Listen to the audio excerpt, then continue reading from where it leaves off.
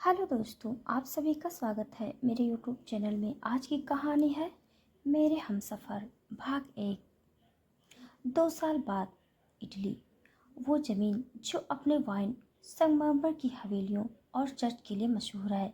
Italy की खूबसूरती बहुत है, पर इन खूबसूरत गलियों के पीछे छिपा एक ऐसा अंधेरा जिससे दुनिया अनजान है, या जानकर भी कोई इस बारे में बात नहीं करता। इटली दूर से जितना खूबसूरत दिखता है, उतना ही अंदर से खौफनाक। इस जगह पे मौजूद हर एक शख्स अगर किसी से डरता है तो वो नाम है डेमोन। डेमोन डेमोन ये सिर्फ नाम नहीं, इंसानों के लिए चीखता जागता मौत का फरमान है। इस डेमोन की दहशत पूरी दुनिया भर में फैली हुई है। पर आखिर ये डेमोन है कौन? अंडरवर्ल्ड से लेकर हर पॉलिटिशियन, हर इंसान, दुनिया भर के सारे माफिया गैंगस्टर जिस गैंग से खौफ खाते हैं, उसका नाम है शौक, और उस शौक का लीडर है डेमोन। करीब 2 साल पहले इस शौक होने की खबर दुनिया को लगी। गवर्नमेंट ने, क्राइम डिपार्टमेंट ने इस स्क्वाड को ढूंढने की हद से ज़्यादा कोशिश की, पर आज तक कोई न तो स्क्वाड के बारे में कुछ पता कर पाया, ना स्क्वाड के किसी माफिया गैंगस्टर को पकड़ पाया। डेमोन तक पहुंचना तो जैसे नामुमकिन सी बात थी सबके लिए। सिर्फ 2 सालों में ऐसा दबदबा बना था इस स्क्वाड का कि कहते हैं कोई अगर डेमोन को ढूंढने की या उसे बर्बाद करने की सोचे भी रखे तो रातों रात वो इंसान कहाँ गायब हो जाता है, कोई नहीं जानता। उसके खौफ से लोग रात होते ही शहर से बाहर जाना तक बंद कर देते हैं। जंगल तो जैसे 2 सालों से लोगों के लिए बंद ही था। डेमोन के डर से दिन दिहाड़े भी लोग जंगल में नहीं जाते, और अगर कोई डेयरिंग होके चला भी गया तो लौट कर कभी वापस नहीं आता था। कहा जाता है कि अगर किसी शहर में अचानक कारोबार ठप हो जाए, अगर कोई ताकतवर इंसान बिना वजह गायब हो जाए, अगर किसी हवेली की खिड़कियों से रात भर खून टपकता रहे, तो समझ लो द डेमोन वहां से गुजरा है। लोग कहते हैं वो इंसान नहीं है, बल्कि इंसान के रूप में एक शैतान है। उसे आज तक किसी ने एक नज़र नहीं देखा, पर उसका खौफ हर जगह मौजूद है। कोई ये भी नहीं जानता कि वो कौन है, कहाँ रहता है, कैसे जीता है। बस इतना पता है कि इटली की रातें उसी की है। यहाँ किसकी सांसें रुकेगी, किसका खून बहेगा, ये फैसला इंसान नहीं, द डेमोन करता है। रोम, इटली घले जंगल के बीच एक जगह से रोशनी आ रही थी। वो रोशनी एक बड़े से पैलेस की थी। वहाँ सैकड़ों हथियारबंद गार्ड्स तैनात थे। ये जगह काफ़ी खूबसूरत थी, पर वहाँ रहने वाला इंसान उतना ही खतरनाक। वहाँ मौजूद हर एक गार्ड के यूनिफॉर्म पे वही डरावना बैज चमक रहा था। ये साइन जहाँ भी दिखता, समझ जाना वो जगह डेमोन की है। ये आलीशान पैलेस भी उसी डेमोन का था। बाहर मौत का पहरा था, और अंदर एक दिल दहला देने वाली खामोशी। दर्जनों सर्वेंट मौजूद थे, पर न कोई कदमों की आहट, न किसी सांसें की आवाज़ जिसे जिंदा लोग नहीं, बल्कि वहाँ परछाइयाँ काम कर रही हो। पूरी जगह पिन ड्रॉप साइलेंस में डूबी हुई थी। यही डेमोन की दुनिया थी, गहरे अंधेरे में डूबी हुई। इसी पैलेस के एक कमरे में, इस कमरे की दीवारें पेंटिंग्स और स्केचेस से भरी हुई थी। इस कमरे के बीचों बीच एक शख्स चेयर पर बैठा था। उसके सामने कैनवास था जिस पे वो कुछ बना रहा था। उसके हाथों में पकड़ा ब्रश बिजली की स्पीड से उस कैनवास पे चल रहा था। बात करें उस शख्स की, तो ये दिखने में यही कुछ 27-28 साल का था। वो शख्स इस वक्त शर्टलेस था, जिस वजह से उसके सिक्स पैक एब्स, कसी हुई पीठ, 10 आयन ब्रांड चेस्ट, जिसके ऊपर शेर का टैटू दहाड़ रहा था। बिखरे बालों के बीच से झांकती उसकी गहरी काली आंखें किसी शिकारी की तरह चमक रही थी। बेहद खूबसूरत, पर उतनी ही जानलेवा शख्सियत थी उसकी। कुछ ही पलों में पेंटिंग पूरी होगी। कैनवास पर वो सिर्फ आंखें थी बेहद खूबसूरत ग्रे आंखें जिसमें किसी की पूरी दुनिया कैद थी। वो बिल्कुल रियल आंखों की तरह दिख रही थी। वो शख्स देर तक उन आंखों को खुमारी से देखता रहा और फिर उसकी उंगलियां धीरे धीरे उस पेंटिंग पर फिसल गई, मानो किसी जिंदा आंखों को छू रहा हो। उसकी आवाज़ फुसफुसाहट में डूबी हुई थी। इतनी खूबसूरत आंखें, इन्हीं दो आंखों ने मेरी रातों की नींद चुरा ली है। वो एक गहरी सांस लेकर मुस्कुराया। उसकी मुस्कान खतरनाक, पागल कर देने वाली थी। मुझे नहीं पता तुम सच में इस दुनिया में मौजूद हो भी या नहीं, पर इतना ज़रूर जानता हूँ कि अगर तुम कहीं भी सांस ले रही हो तो मेरी रूह ने तुम्हें पहले महसूस कर लिया है। तुम नहीं जानती, पिछले 2 सालों से तुम उस शख्स के ख्वाबों में आती हो जिसका नाम सुनना भी मौत को गले लगाने जैसा है। पिछले 2 सालों से तुम उस शख्स को हर पल सता रही हो जिसका जिक्र भी लोगों की रूह उनके जिस्म से अलग कर देता है। उसकी उंगलियां अब उन ग्रे आंखों पर रुक गई। अगर कभी किस्मत ने तुम्हें मेरे सामने ला दिया, उसकी आवाज़ में अब जुनून खुल चुका था, तो उस एक पल में मैं तुम्हें अपनी दुनिया में कैद कर लूँगा, इतनी कसकर अपनी बाहों में समेट लूँगा कि वक्त भी तुम्हें मुझसे छीन न पाए। उसकी आंखों में पागलपन और चाहत एक साथ चल रही थी। उसके बाद तुम्हारी हर सांस मेरी होगी, तुम्हारी हर धड़कन मेरे नाम की होगी और तुम। उसके होठों पे खतरनाक मुस्कान तैर गई। तुम चाहो या ना चाहो, पर मेरी रूह का वो हिस्सा बन जाओगी जिससे मैं कभी अलग नहीं हो सकता। वो पेंटिंग के और करीब झुका, जैसे उन आंखों में उतर जाना चाहता हो।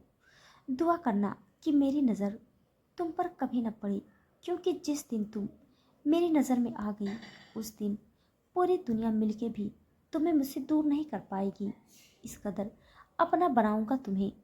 उसकी आंखों में एक दीवानगी भरी आग झलक रही थी। कुछ पल वैसे ही देखता रहा और फिर वहां से निकलकर बाहर आया। उस पूरे कमरे में जो भी पेंटिंग्स थी सारी इसी लड़की की थी।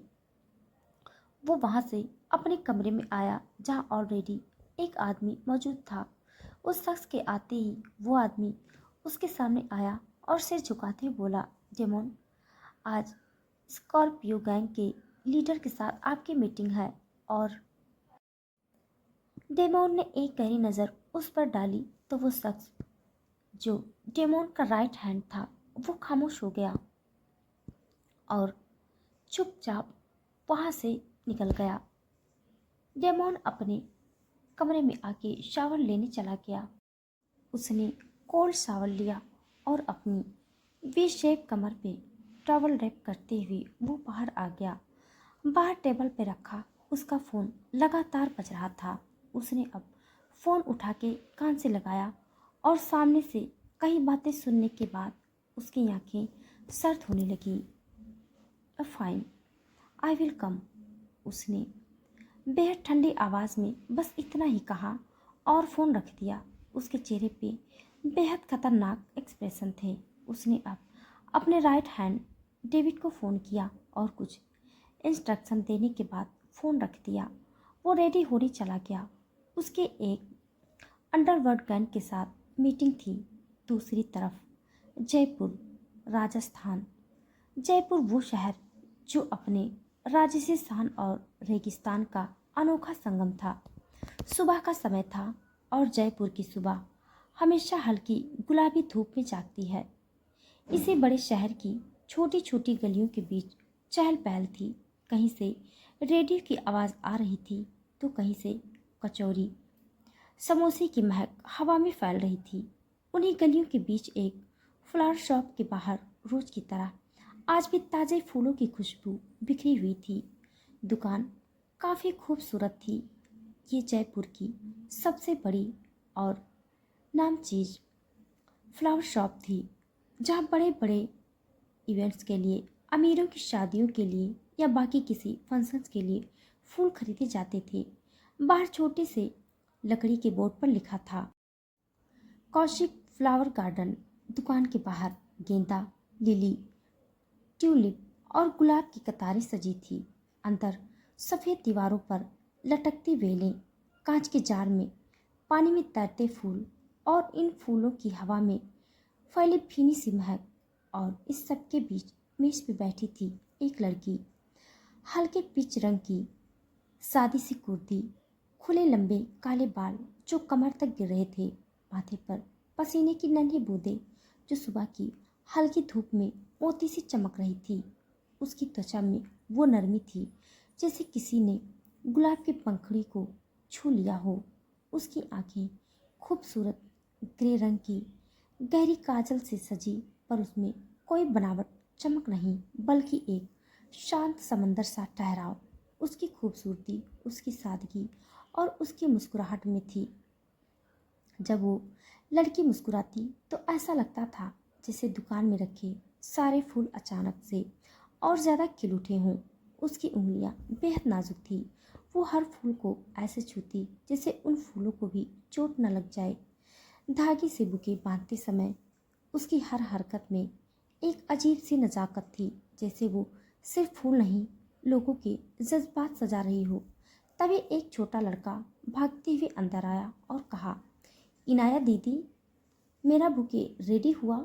वो खूबसूरत लड़की जिसका नाम इनाया था, वो मुस्कुराई और उसने आखिरी नोट बांधते हुए कहा, हाँ चिंटू, ये लो, तुम्हारा बुके पूरी तरह से तैयार है। बेशक उसकी आवाज़ काफ़ी नाजुक और मिश्री सी मीठी थी। वाह दीदी, ये तो काफ़ी खूबसूरत है। आज तो माँ खुश हो जाएंगी, उसने बड़ी सी मुस्कुराहट ले कहा। ध्यान से चिंटू, फूलों को भी तकलीफ नहीं होनी चाहिए, इनाया ने मुस्कुरा के कहा। चिंटू भी मुस्कुराया और अपनी जेब से 10 के 4 कॉइन्स निकाल के इनाया के हाथों पे रखा और भाग गया। इनाया ने उन सिक्कों को अपने सिर से लगाया और उसे पैसों वाले गुल्लक में डालते हुए कहा, हे लक्ष्मी मैया, ऐसे ही हमारी इस छोटी सी दुकान पे अपनी कृपा बनाए रखना। वो अब वापस आके बैठ गई और गेंदों के फूलों की टोकरी अपने पास ली और एक एक कर उन्हें माला में पिरोने लगी। तभी एक आदमी जो यही कुछ 50 साल की उम्र का होगा, वो अंदर आया और कहा, बिटिया, आज इतनी ठंड है, सुबह सुबह दुकान खोलने की क्या ज़रूरत थी? कुछ देर बाद खोलती। वहाँ तुम्हारी माँ कितना चिल्ला रही है मेरे नाम से। उनकी बात पे इनाया मुस्कुराई। क्या बाबा, आप और माँ अच्छे से जानते हैं कि मुझे सुबह 5 बजे के बाद नींद नहीं आती, और वैसे भी आपको पता है आज चिंटू की माँ का जन्मदिन है, इसीलिए वो गुलाब का बुके लेकर गया है।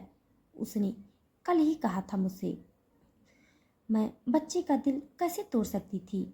वो आदमी कुर्सी पे बैठ गया। तुम किसी का दिल नहीं तोड़ सकती, सबके बारे में सोचना होता है तुम्हें। लो, वो शांतिलाल चाचा भी आ गए। इनाया की नज़र सामने गई, जहाँ एक बूढ़ा आदमी अपनी लाठी के सहारे चलता हुआ धीरे धीरे आ रहा था। वो अब उस दुकान के पास आया और कुछ कहता उससे पहले ही इनाया ने वो गेंदे की माला उनकी तरफ बढ़ाई। ये लीजिए दादू, आपकी माला रेडी है। शांतिलाल जी मुस्कुराए। उन्होंने कहा, धन्यवाद बिटिया। तुम, इनाया ने उनकी बात काटते हुए कहा, तुम जानती हो ना, बड़ी मालकिन को सिर्फ तुम्हारे हाथ की माला पसंद आती है। वो कभी छोटी मालकिन को भी माला नहीं पिरोने देती। उसके बात सुन शांतिलाल जी और उनके साथ कुर्सी पर बैठा वो आदमी दोनों मुस्कुराए। शांतिलाल जी ने झूठ मूठ का डांटते हुए कहा, शैतान, मेरी मिमिक्री करती है। इनाया खुलकर हंसती। शांतिलाल जी ने कहा, खैर इनाया बिटिया, मुझे आज ये सब नहीं बल्कि एक और बात बतानी है। कौन सी बात दादू? इनाया ने क्यूरियोसिटी से पूछा। शांतिलाल जी, आज शाम को तुम्हें और तुम्हारे बाबा को बड़ी मालकिन के यहाँ शेखावत पैलेस आना होगा।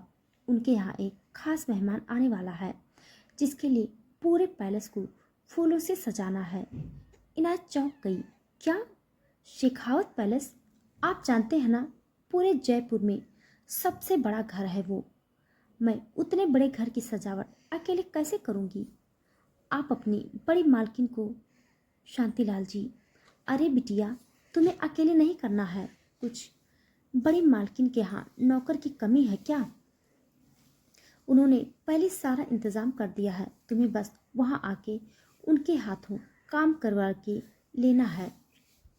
इनाया, नहीं नहीं, मुझसे नहीं होगा ये सब, मैं क्या काम करवाऊंगी किसी से। तभी कुर्सी पर बैठा वो शख्स अनंत जी, जो कि इनाया के बाबा थे, उन्होंने कहा, चाचा हम आ जाएंगे, इनाया भी आएगी। आखिर शेखावत है वो, इतनी बड़ी हस्ती को हम मना नहीं कर सकते, और कुछ वक्त की ही बात तो है। इनाया, हो आएंगे हम लोग। बाबा की बात सुन इनाया ने अब गहरी सांस ली और हाँ कहा।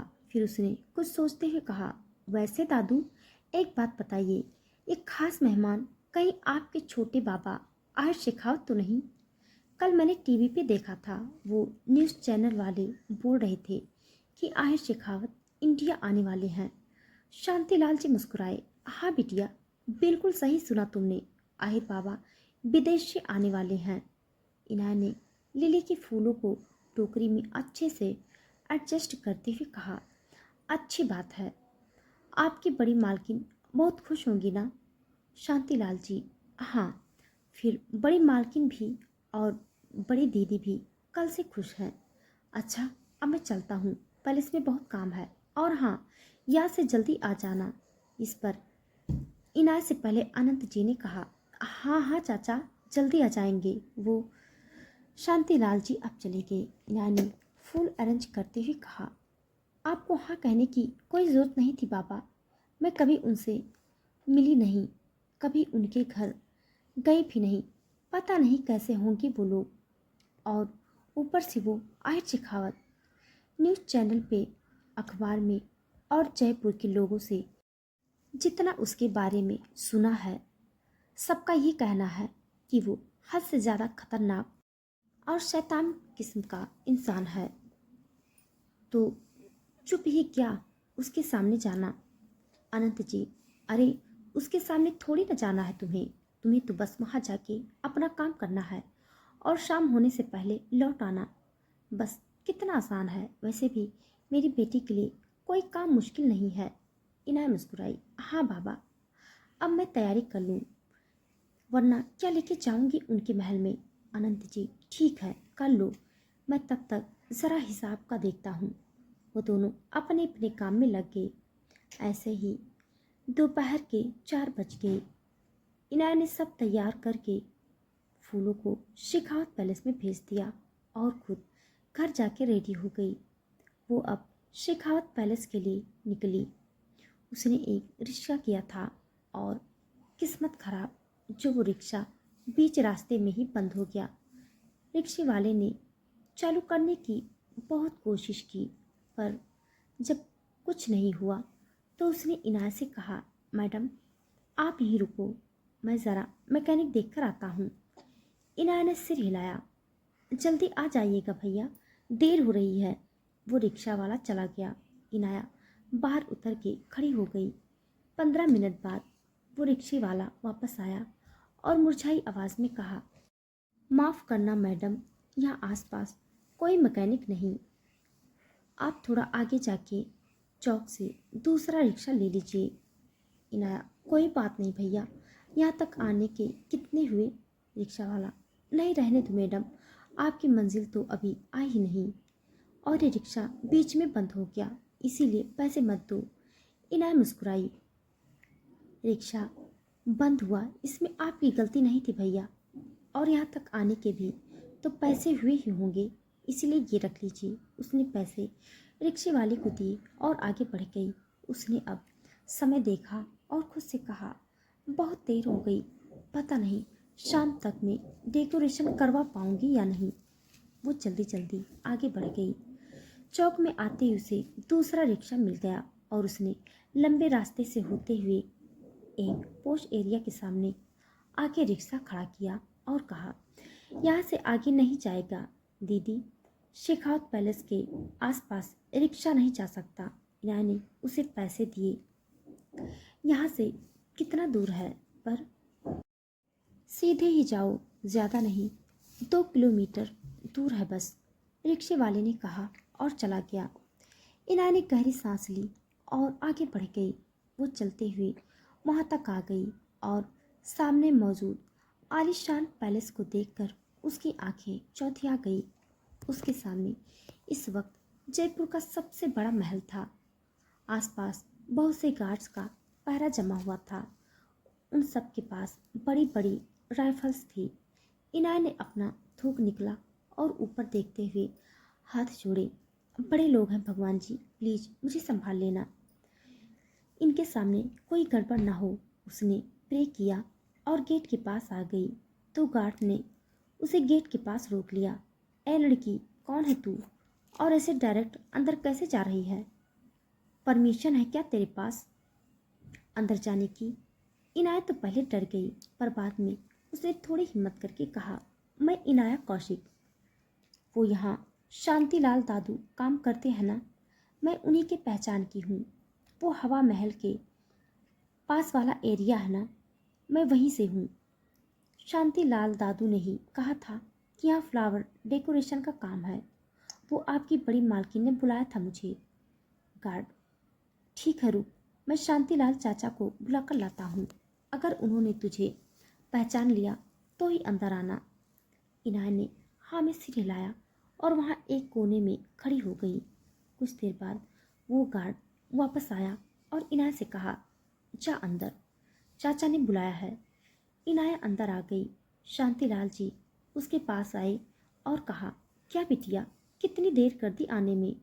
बड़ी मालकिन और बाकी सब अभी अभी हवाई अड्डे के लिए निकल गए। इनाय ने निराश में सांस छोड़ी।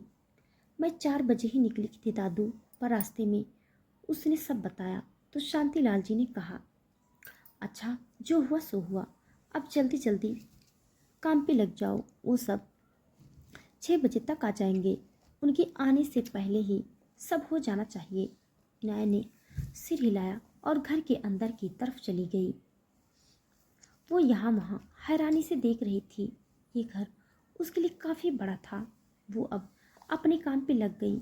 घर को सजाने के बाद वो गार्डन में आई और वहाँ कौन से फ्लावर्स से और किस तरह से डेकोरेट करना है उसके इंस्ट्रक्शन देने लगी। दूसरी तरफ एयरपोर्ट के सेकेंड टर्मिनल पे एक प्राइवेट जेट लैंड हुआ। उसमें से एक लंबा चौड़ा शख्स बाहर आया। उसने एक ब्लैक कलर की शर्ट पहनी हुई थी जो उसके गोरे रंग पे बेहद जच रही थी। शर्ट की स्लीव्स कोहनी तक मुड़ी हुई थी जिस वजह से उसके नसों से उभरे हुए हाथ साफ दिख रहे थे। उसके गले में एक सोने की चैन लटक रही थी और गर्दन पे चीते का टैटू था। कानों में डायमंड स्टड चमक रहा था। बेशक से वो बेहद हैंडसम था।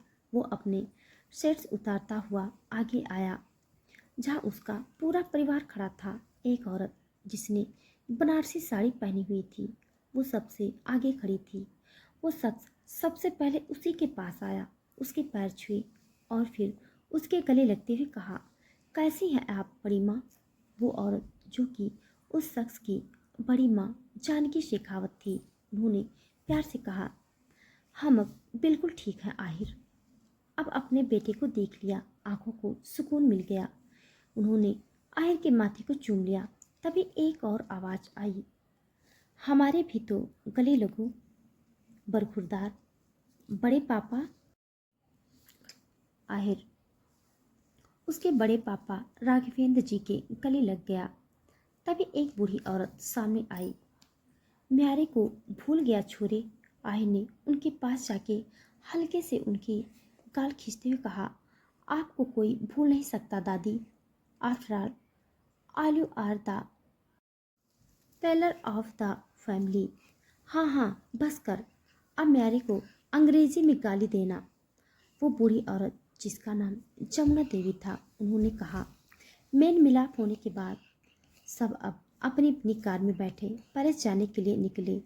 इधर शाम हो चुकी थी, पार्टी की सारी तैयारी हो चुकी थी, इनाया का काम भी हो चुका था। उसे वापस जाना था, इसलिए वो शांतिलाल चाचा को ढूंढ रही थी कि तभी मेन गेट से एक एक कर 4-5 गाड़ियां अंदर आ गई।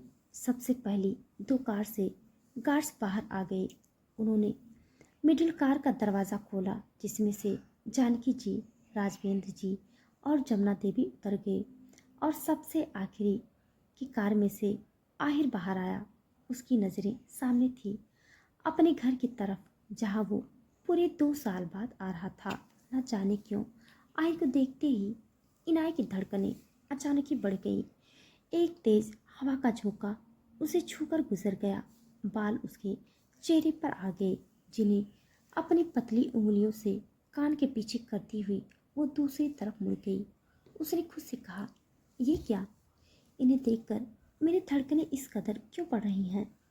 मैं तुम्हें जानती भी नहीं। तो दोस्तों, आज के लिए बस इतना। इसके आगे का भाग जानने के लिए आप सब मेरे साथ बने रहिए। और हाँ, इसके पहले का सीज़न आप साइको आशिक ज़रूर पढ़ लीजिएगा, तभी ये वाला सेशन आपको समझ में आएगा। तो मेरी कहानी आप सबको कैसे लग रही है, कमेंट बॉक्स में ज़रूर बताइएगा। तब तक के लिए धन्यवाद।